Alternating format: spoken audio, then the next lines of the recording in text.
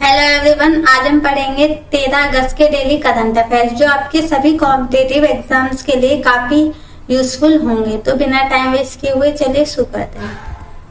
Question number 1, अंतर्राष्ट्रीय युवा दिवस कब मनाया जाता है? ऑप्शन डी 12 अगस्त। अंतर्राष्ट्रीय युवा दिवस 12 अगस्त को मनाया जाता है। इस वर्ष का विषय स्थायी विकास लक्ष्यों SDG और उससे आगे के लिए स्थानीय युवा कार्य है, जो सतत विकास लक्ष्यों को प्राप्त करने में युवाओं की जमीनी स्तर की भूमिका पर केंद्रित है। संयुक्त राष्ट्र महासभा UNGA ने दिसंबर 1999 में एक संकल्प पारित करके 12 अगस्त को अंतर्राष्ट्रीय युवा दिवस के रूप में मनाने का निर्णय लिया था। इसकी सिफारिश 1998 में लिस्बन, पुर्तगाल में आयोजित मंत्री स्तरीय विश्व सम्मेलन द्वारा की गई थी। क्वेश्चन नंबर 2, विश्व हाथी दिवस कब मनाया जाता है? ऑप्शन डी 12 अगस्त। विश्व हाथी दिवस हर साल 12 अगस्त को मनाया जाता है, जिसकी शुरुआत 2012 में कनाडाई फिल्म निर्माता पैट्रिसिया सिम्स ने थाईलैंड के एलिफेंट रीइंट्रोडक्शन फाउंडेशन के सहयोग से की थी। इस दिन का मुख्य उद्देश्य दुनिया भर में एशियाई और अफ्रीकी हाथियों संरक्षण, उनकी दुर्दशा के प्रति जागरूकता बढ़ाने और उनके सामने आने वाले खतरों से उन्हें बचाने के लिए काम करना है। विश्व हाथी दिवस 2025 का विषय मातृसत्ता और स्मृतियां, हाथी झुंड की महिला नेताओं और उनकी गहरी यादों का जश्न मनाता है। Question number 3, mid 2025 Numbeo safety index के अनुसार भारत वैश्विक स्तर पर कौन से स्थान पर है? ऑप्शन सी 67वें स्थान पर। मिड 2025 नुम्बेओ सेफ्टी इंडेक्स के अनुसार भारत वैश्विक स्तर पर 67वें स्थान पर है, जिसकी सुरक्षा स्कोर 55.8 है। मैंगलोर को भारत का सबसे सुरक्षित शहर बताया है, जिसके बाद वडोदरा, अहमदाबाद और सूरत का नाम आया है। वहीं दूसरी ओर दिल्ली, नोएडा और गाजियाबाद भारत के सबसे असुरक्षित शहरों में शामिल हैं। विश्व में सबसे सुरक्षित स्थान अबू धाबी, दोहा, दुबई, शारजाह और ताइपेई है।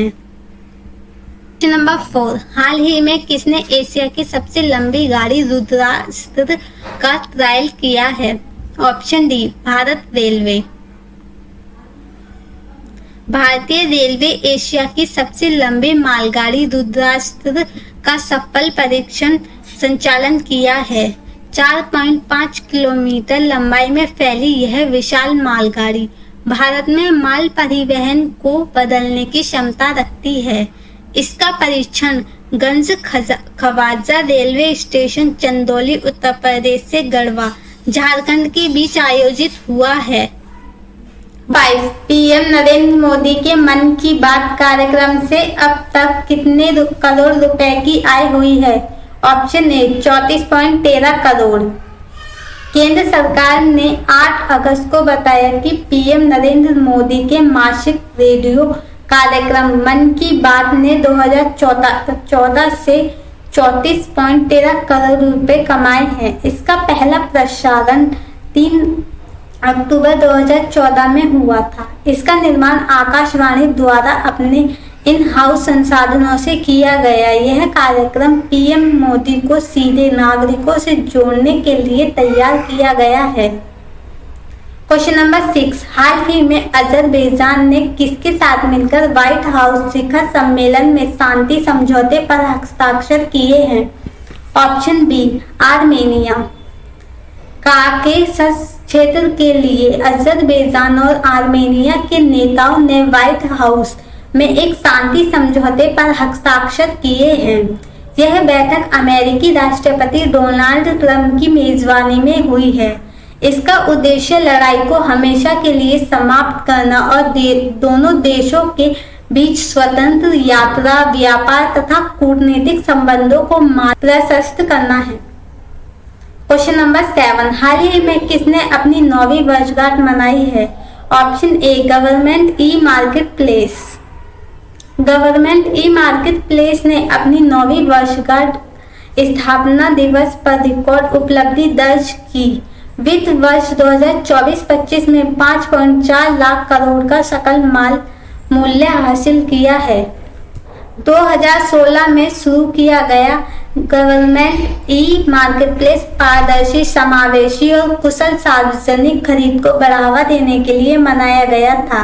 9वें स्थापना दिवस का आयोजन ease, access and inclusion theme के तहत किया गया था।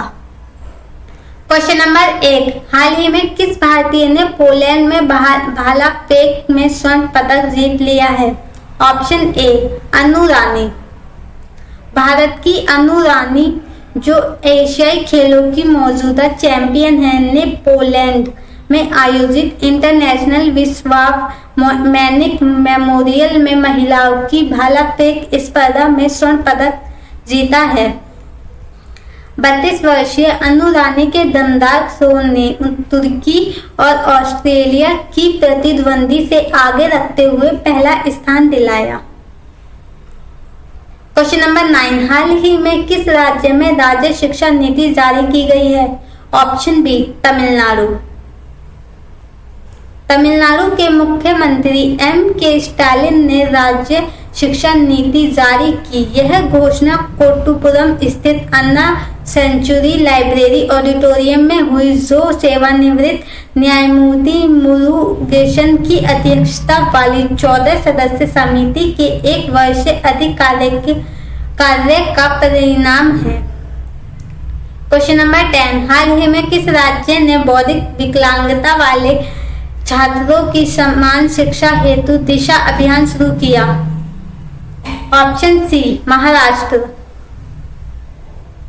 महाराष्ट्र ने समावेशी शिक्षा के क्षेत्र में एक अग्रणी कदम उठाते हुए सफलतापूर्वक दिशा अभियान लागू किया है। इस पहल की घोषणा करते हुए मुख्यमंत्री देवेंद्र फडणवीस ने कि इसे राज्य के 453 विद्यालय में लागू किया जाएगा। महाराष्ट्र बौद्धिक विकलांगता वाले छात्रों के लिए राज्यव्यापी मानकीकृत पाठ्यक्रम अपनाने वाले देश का पहला राज्य बन गया है। यह पाठ्यक्रम जय वकील फाउंडेशन द्वारा विकसित किया गया है।